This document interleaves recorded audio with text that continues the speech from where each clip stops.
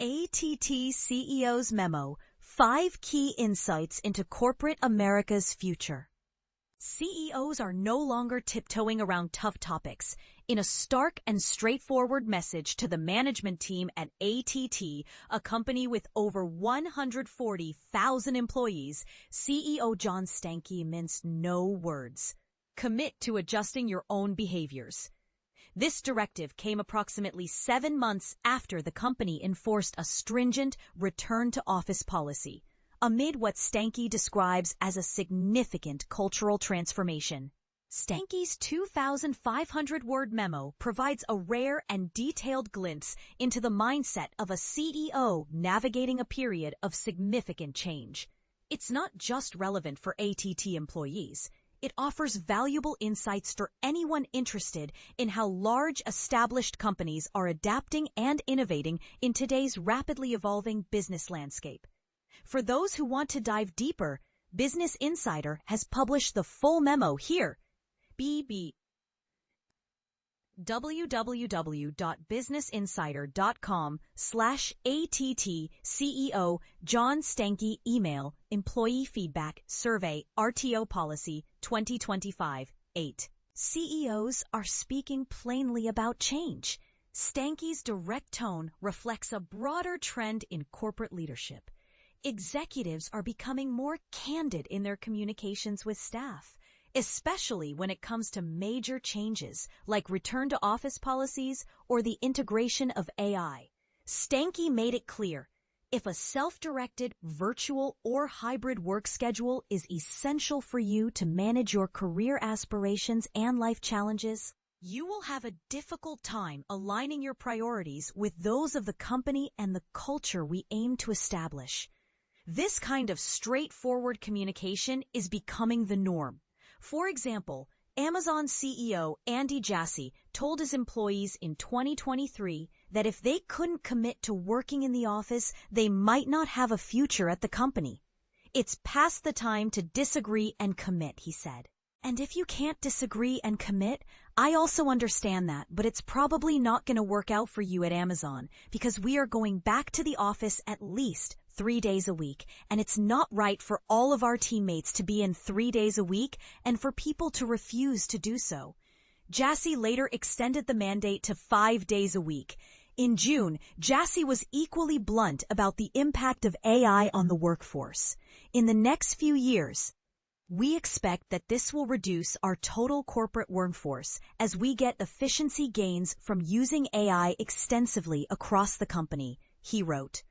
Company culture is shifting from loyalty to performance. For nearly 150 years, AT&T has been known for its culture of loyalty and tenure.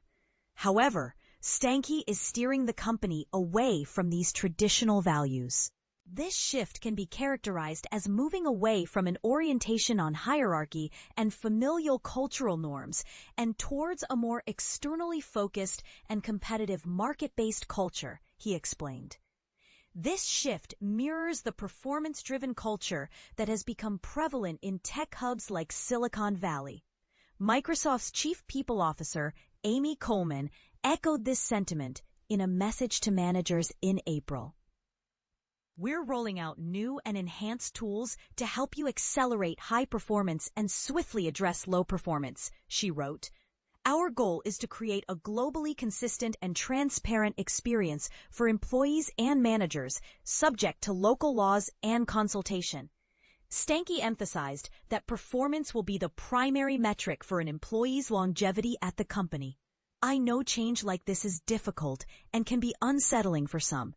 However, as General Eric Shinseki so eloquently stated, if you dislike change, you're going to dislike the relevance even more. Managers will use data to ensure employees carry their weight. In the new era at AT&T, managers will have access to a wealth of data to evaluate employee performance.